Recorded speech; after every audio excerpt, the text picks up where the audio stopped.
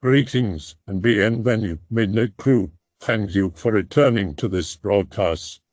And welcome to new viewers joining us for the first time. If you like a video, then feel free to subscribe. So this is the scariest thing that has ever happened to me. I went out maybe an hour ago with my dog to a Wawa to pick up a late night meal.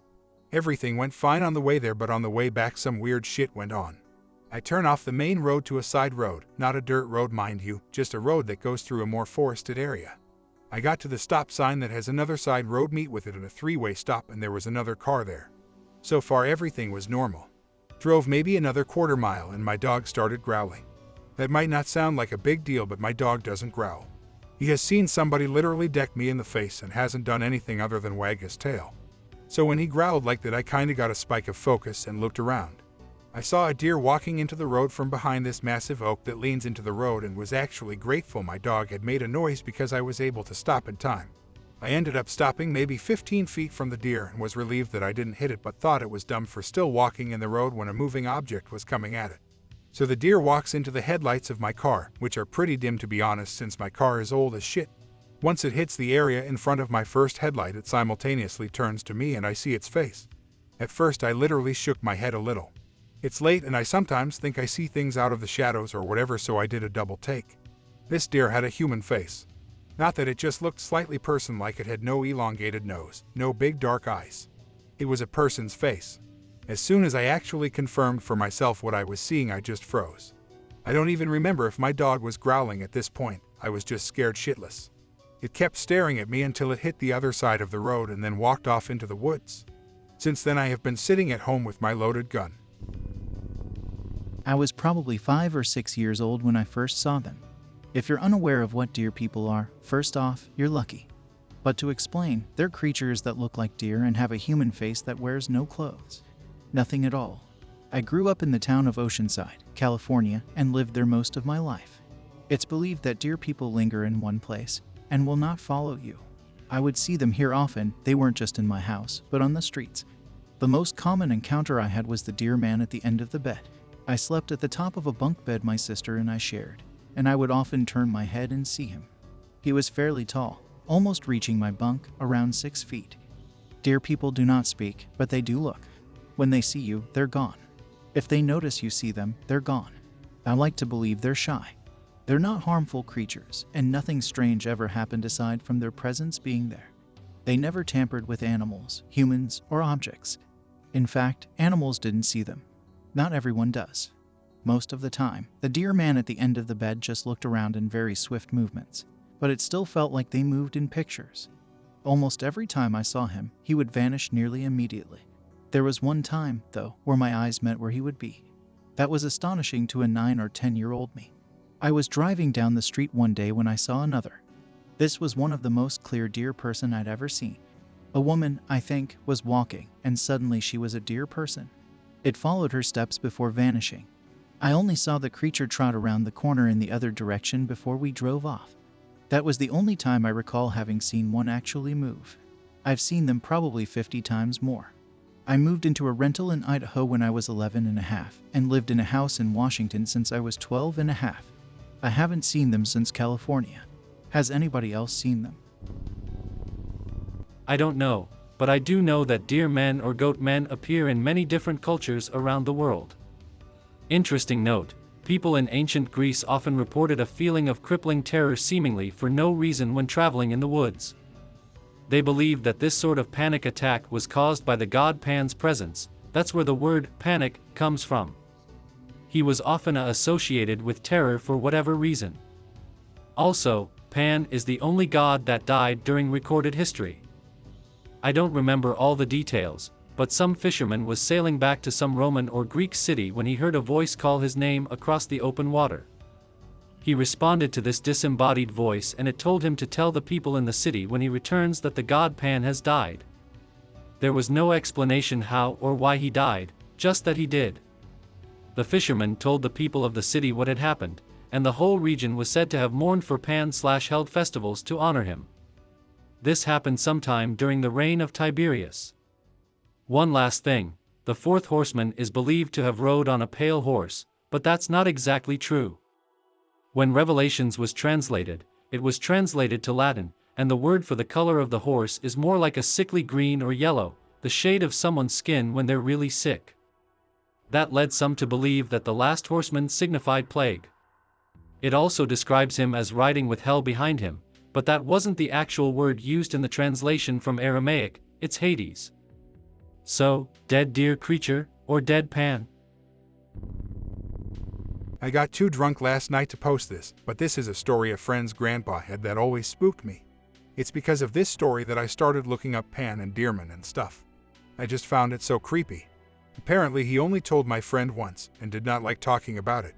The story is that his grandpa was sitting on his front porch, rocking in his rocking chair, smoking a pipe after a hard day's work in rural Virginia. He had just finished harvesting hay, and they had been rolled up across his field in large rolls about 8 to 10 feet tall. It was nighttime and a full moon illuminated the fields that he was gazing blankly at. Far off in the distance, he saw what he assumed was a deer come out of the woods that surrounded the fields. The deer was pouncing in long strides towards one of these hay rolls, then it jumped right over it. The old man really didn't think anything of it at first, he just sort of stared at the deer as it made its way towards another hay roll and jumped over that one too. The old man got the impression that the deer was having fun of sorts, jumping over these hay rolls. Then it struck him how tall the hay rolls actually were, and was astonished that a deer could jump that high. The deer kept jumping over the hay rolls in a zigzag pattern, and got closer with each jump over the rolls. As it got closer, the old man began to see it clearer.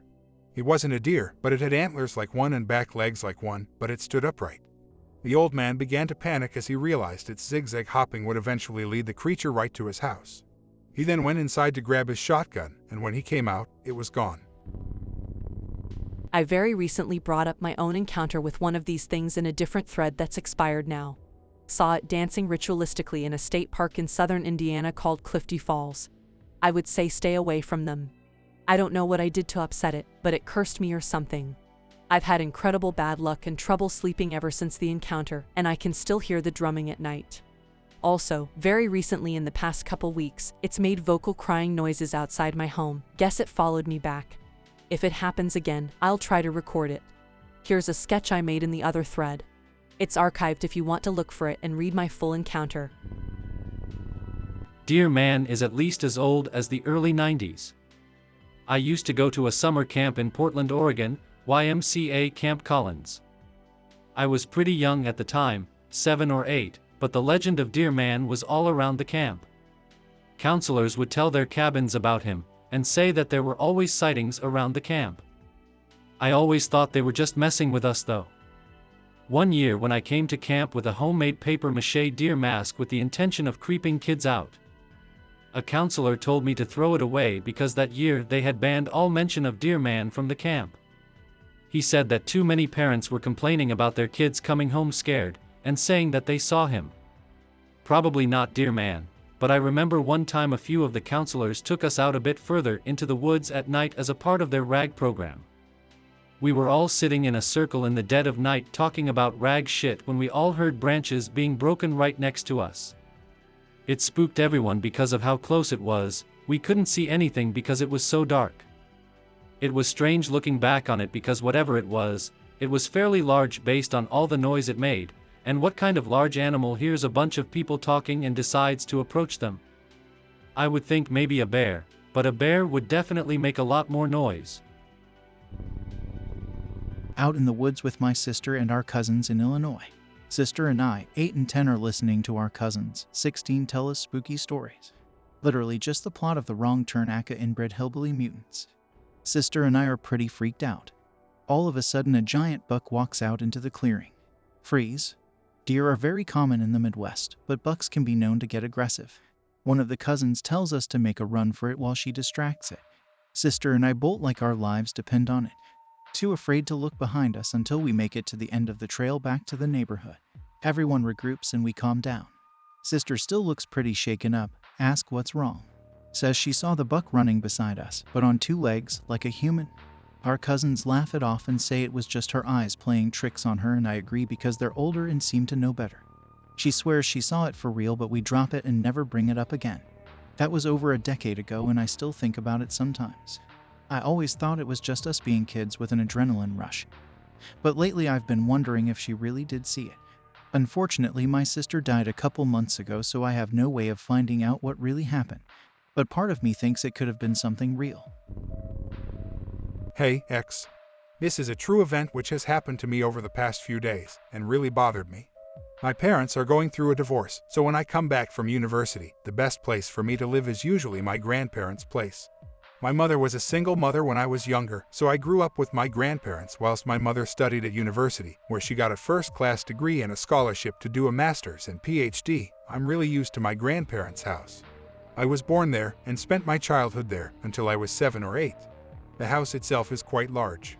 In 1722 it was the site of a stables. The garage, which is at basement level under the house, still has rings bolted to the wall to tie your horse to, as well as troughs to put the hay and water. Just the other day I found an old rusted horseshoe under a cobblestone which had worked its way loose. In 1815 the house was completely redone.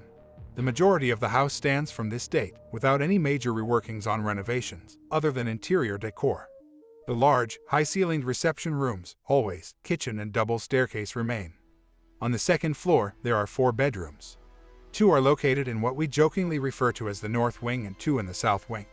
There are also bathrooms and 2 offices. One of the bedrooms leads into an office. There is a big attic.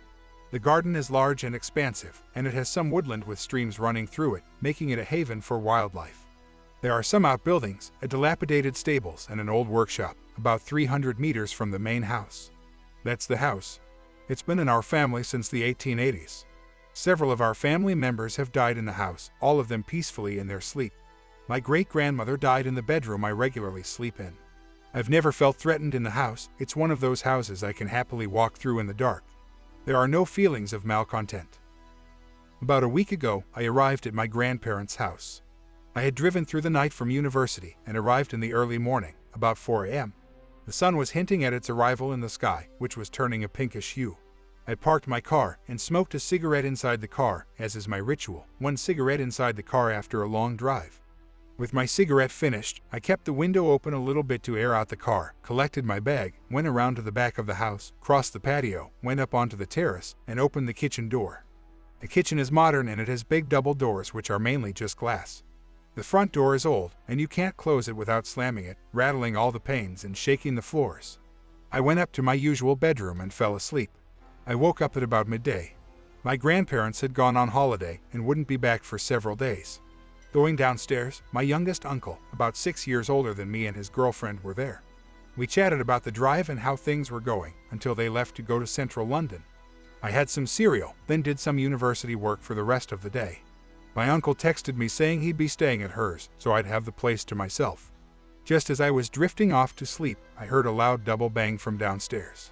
I instantly knew what it was. It's these new kitchen drawers. They've got too much weight in them, so if you don't close them exactly, they slide open, slowly and then very quickly, until they're stopped by their mechanism. I just ignored it and went to sleep. The next day, I went downstairs and felt a bit peculiar when the drawers were all closed in the kitchen. I know what that sound is, and I know it was the drawers. Regardless, I hastened it out of my mind. I must have imagined it. I did some piano practice on a lovely old piano my great-great-grandmother bought and used to play.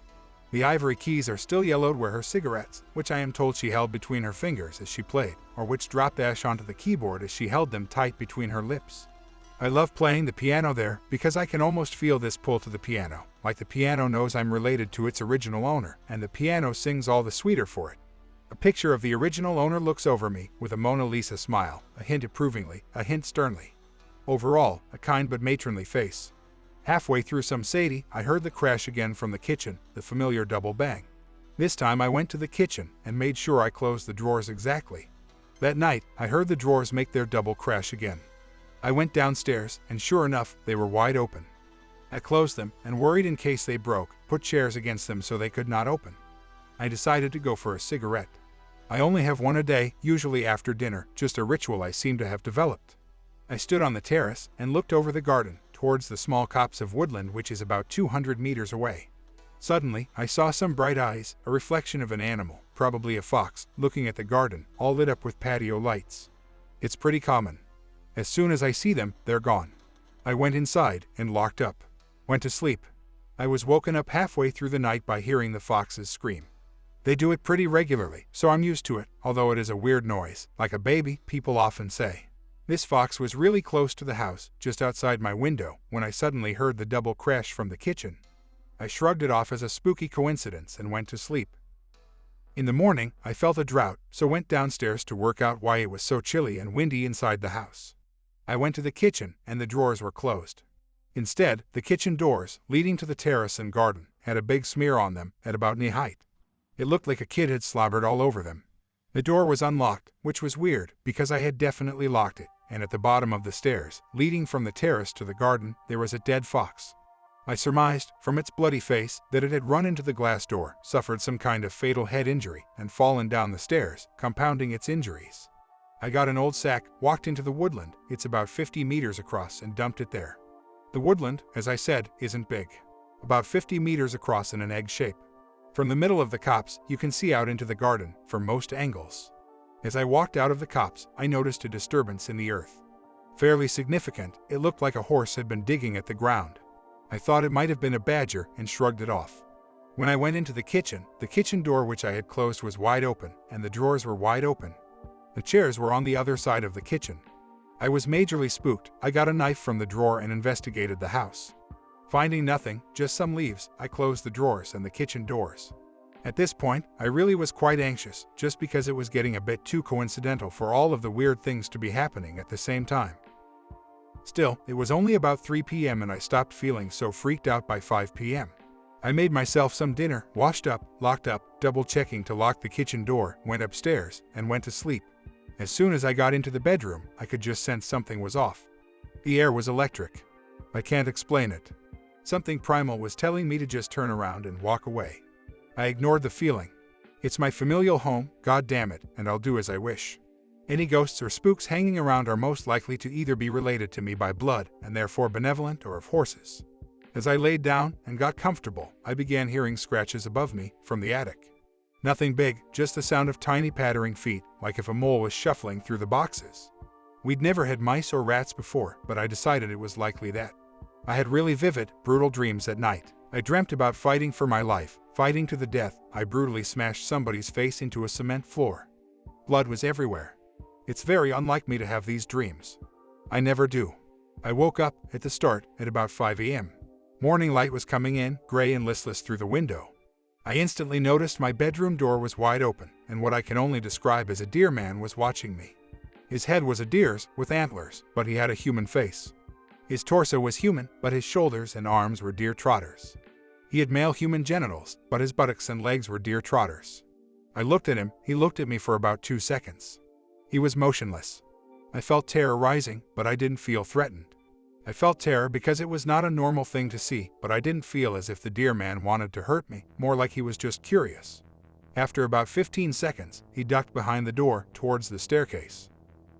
I heard the staircase groan and creak, but only as if a child was descending it. The deer man looked to me as if he was perhaps 7 feet tall and 3 feet broad, and looked as if he'd weigh at least half a ton, 500 kilograms. But the staircase gave no indication of any weight, other than a child slowly going down the stairs. At this point, I began praying. I said the Lord's Prayer over and over in my head. I am not religious. I am agnostic. I made up prayers. I just watched where the deer man had been and prayed for 20 minutes. Eventually, I went downstairs. There was no sign I had had any kind of physical visitation. I put it out of my mind, convinced it was sleep paralysis or the remnants of a dream. I decided to have breakfast in the garden. I went to unlock the kitchen door. The door was unlocked. I had definitely locked the door. At this point, I was really freaked out. I went over to a friend's, had some beers, and stayed the night there on his couch. I returned to my grandparents'. This was 2 or 3 days ago. I went for my nighttime cigarette. 2 eyes reflected back in the night. 2 bright orange dots. This wasn't a fox. It was too high. It was the height of a horse on all fours. Or, my mind chilled briefly, of a deer. It didn't move. It was just placidly gazing at me. Every so often, the reflection would go, only to reappear, as if it was slowly blinking or looking away for a second. I got really unnerved. What if it was the deer man? Threw away my cigarette, with half unsmoked, locked up all the doors, left the outside lights on, left the hallway, staircase lights on, and went to my usual bedroom. I felt that weird electricity and pressure again in that room, so I was so severely worried I changed bedrooms. I ended up in my mother's old bedroom. My old rocking crib, which had been both my mother's and grandfather's crib, was in the corner. My mother's old room looks over the back garden. Feeling freaked out, I decided to stay up a while longer and just watch a film on my laptop or something. I can't remember what I actually did. I think I was probably on WSGYLYL when I started hearing a noise like grass being torn up outside. I looked out of the window, and all I could see were two orange eyes looking up at my window. I lost it at that point. I called my uncle and demanded that he come round that very second. He could hear how upset I was, so said he was on his way. All this time, the orange eyes looked at me, occasionally looking away or blinking. The eyes began to move closer. It got to the edge of the light.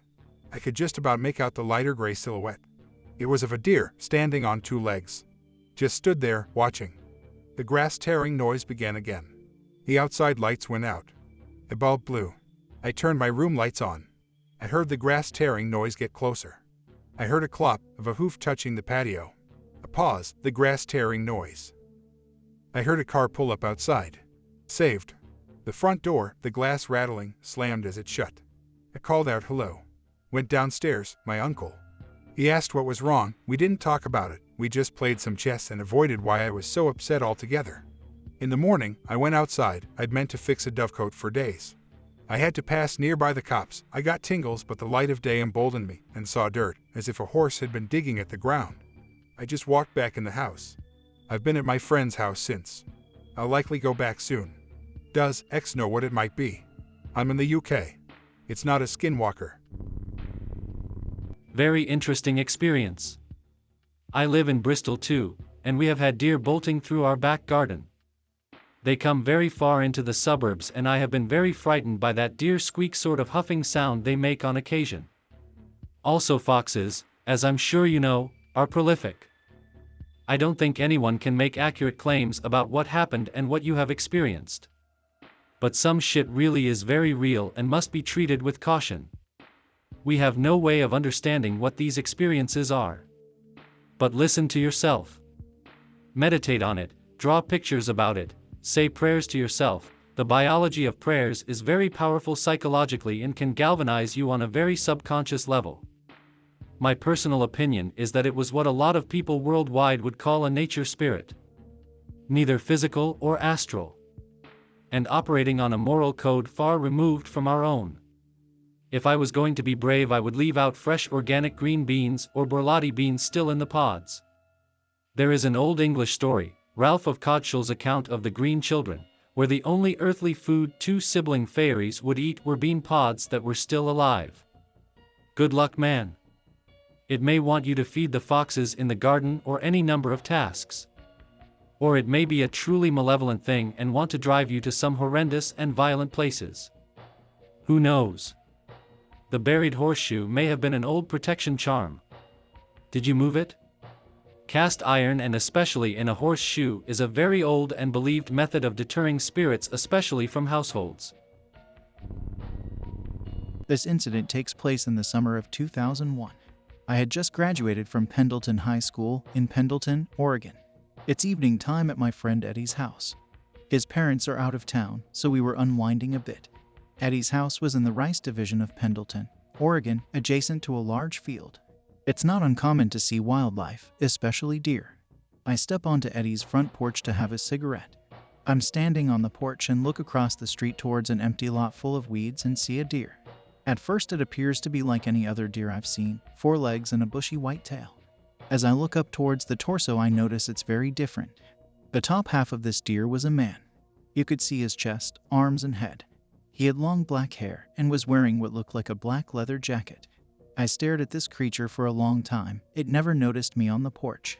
Drag after drag of my cigarette, I stare at it. Not blinking. What's probably only a couple minutes feels like a lifetime.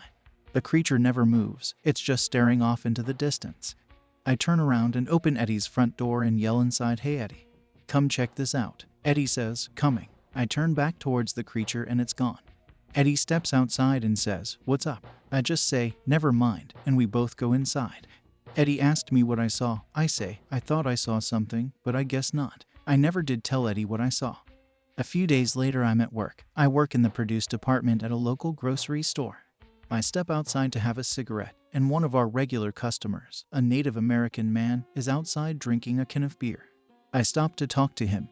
I tell him what I saw a few nights before, and he says to me, "That's a spirit, a shapeshifter, skinwalker, the Wendigo." I was like, "Oh, wow. Okay, thanks." Then he says to me, "Stay away from it if you ever see it again." I told a few people the story over the years, mostly just laughs and accusations of being stoned. Before this incident, I'd never heard of or seen anything like it. It's been 21 years since it happened, but it feels like yesterday in my mind. I know that skinwalkers' stories are from the Southwest Native nations. But I need help though, because this occurred on Route 665 across Hell Branch Run near Darbydale, Ohio. I'm not sure if there's an eastern variant, but I know what I saw. Well, I'm not exactly sure what I saw, but I know it was something unnatural. Also, I want to know if the skinwalker lore stretches across the United States, but just by different names. This happened in the fall of 2016. My friend, Damien, and I decided to go to this supposedly haunted cemetery because we wanted to see if anything would happen. It was kind of the hangout for the local teens. I drove us there around 10 p.m. one night. It was a little bit of a rough drive due to the darkness, my not-so-bright headlights mixed with winding roads. I drove carefully, listening to the GPS. The cemetery entrance was hidden by darkness and trees, so when we arrived I missed the opening. I continued on until I could turn around and drove back towards the cemetery. Missed. Again. A few more tries and misses. Getting frustrated, Damien and I decided to come back another day around sunset so that way we could see better and we would just stay past dark. As we drove back towards my house, I rounded and curved and had to slam on my brakes. There was something in the road, inches from my car. This thing, this creature, that I've never seen before. Hunched over on all fours, I could see its ribs and spine covered in a sickly gray and wrinkly skin. It had no fur and no nose. Its eyes were sunken in and dark as it stared at us and we stared at it. It felt like minutes that we were staring at this thing, stuck in fear and shock of the unknown. Around the curve of the road another car came, and as soon as its lights hit this creature, it changed into a deer. Then it pranced away. My car was still stopped on the road. I look at Damien and ask him, "Did you see what I saw?" He answered slowly, "That wasn't a deer." The memory and image of that thing is burned into my mind and still haunts me. I do believe in the supernatural. I believe that there are things in the world that science can't explain. I still try to debunk and rationalize everything. Had I seen that thing on the side of the road, or had I been alone, I probably would have brushed it off. But no, inches in front of my car and not alone. I haven't been back to that area since. This happened to me in January 2014, on a back road in northeast Arkansas. At the time I was a newspaper delivery driver. I picked up my papers from the press, usually at 12:15 a.m., and it was a 45-minute drive to get to the start of my route. At the time I was a cigarette smoker, so after I bagged up enough newspapers to sustain my route for a while, I'd light up a cigarette and roll the window down.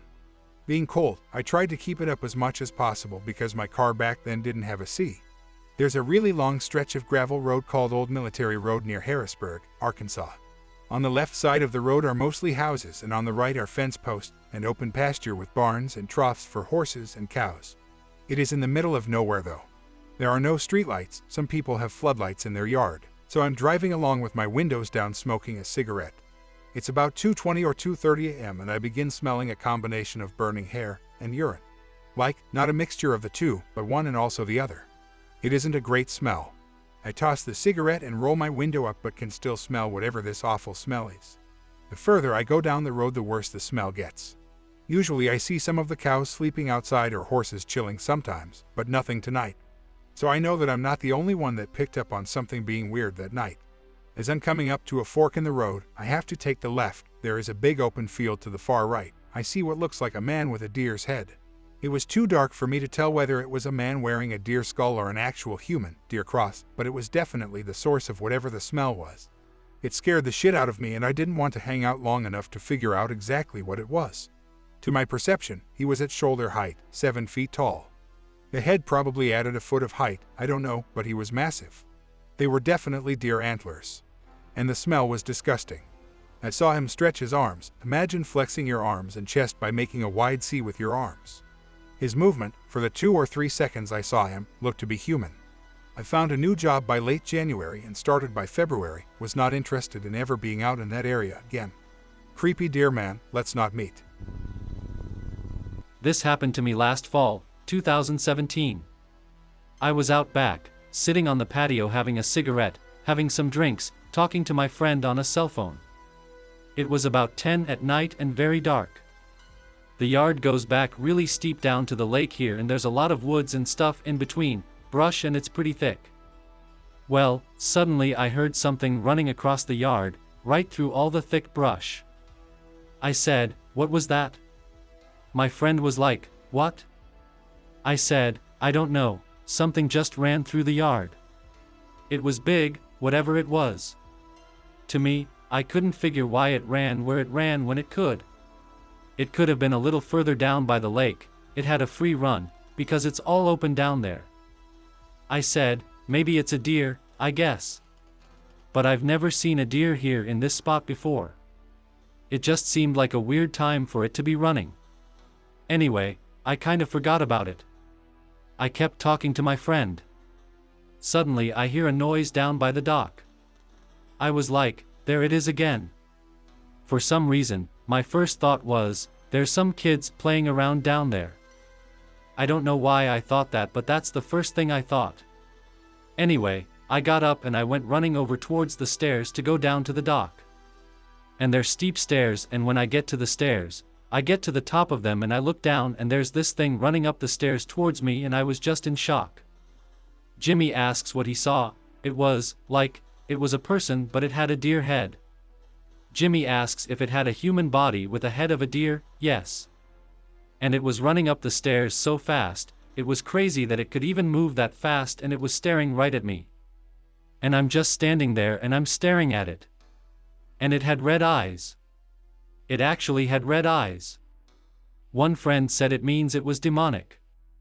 I said, I don't think it was demonic or anything. Anyway, it ran right up to me. It kept staring me in the eyes, and I was staring right back at its eyes, just kind of in shock, I guess. When it got right up to me, it actually said something which I don't know what it said.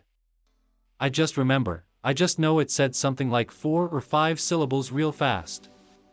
It seemed like it said words, but I don't know what they were. And then it ran right. It just kept running and ran right by me. I could have touched it. It was within inches of me. The stairway is only 4 feet across. Jimmy asks if it was a man wearing a deer head as a prank. That's what people said too, a couple of friends that I told. I had hardly told anybody about this because it was just the craziest thing I have ever seen. That's what someone suggested, but I said, no, it was moving way too fast. It was moving so fast that when I thought about it later, I was like, man, it was almost like in a different dimension or something. That's all I could think of. Jimmy asks what he thought it was. I think it was a human body in a deer head. And the antlers weren't like the deer around here. They weren't like the white-tailed deer here. They were more spindly. They were spindly, and there was more. A lot more like ties or branches than normal. I actually saw a branch once, and I was like, oh my god, that branch looks like one of the antlers on that thing I saw. Jimmy tells him his sighting was bizarre. It was, man. Like I said, I don't even tell my friends about that. Jimmy asks if he saw lights or if something else happened prior to the encounter. I can't think of anything else like that that could have triggered it or could have caused it. The next night I was standing at the top of the stairs. It's nighttime, dark, and I was like, I had goosebumps all over me. I was calling myself, I'll say wimp. I said, Paul, are you a wimp? Are you gonna walk down these stairs and go down to the dock? And I'm standing, looking down these stairs, and I went, no, I'm not. But I'm okay now with it. I went out and slept on the dock over the summer, and, man, something did happen one night at 2:30 in the morning.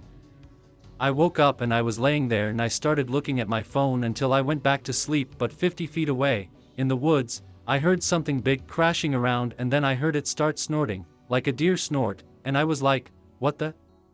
And I just laid there. I just laid there, like, I'm not getting up, I'm not going up there, the hill, I'm just gonna lay here and be quiet.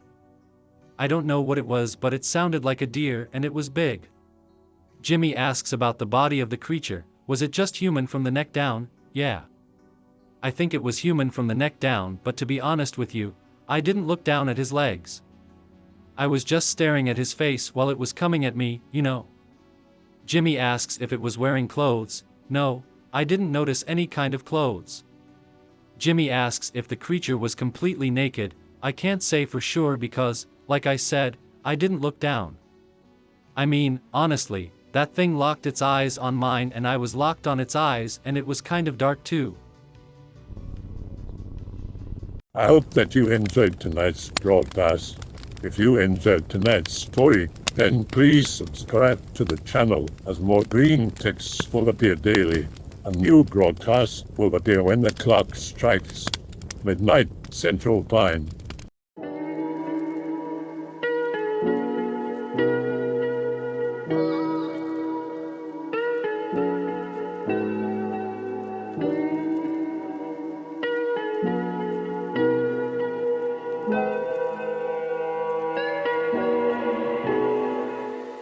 Remember to check out the Odyssey page in the description for a second archive of the channel's videos.